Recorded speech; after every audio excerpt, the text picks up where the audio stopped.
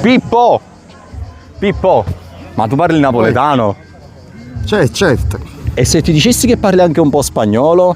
Chi vorrei sapere? E tu? Come dici tu in napoletano ieri? Ayer. Ecco, in spagnolo è ayer. È identico.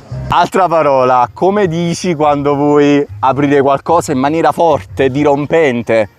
Taggià o maz? T'ha già sguardato mazzo. Ma la dovevi dire! Vabbè, comunque il verbo è...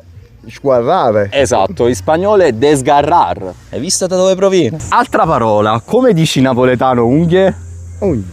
In spagnolo è uñas, cioè proprio identica al napoletano, perché in italiano è unghia, invece ugna. Se invece vuoi dare uno schiaffo molto forte a qualcuno, come si dice in napoletano?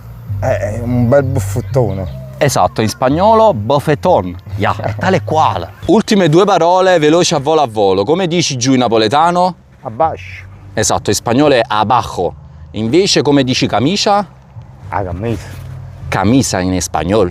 Hai visto? Pippo, dopo questo video puoi anche andare in Spagna tranquillo perché qualche parola spagnola già la sai. Sto pronto. Quasi. Voi quali altre parole napoletane e spagnole conoscete?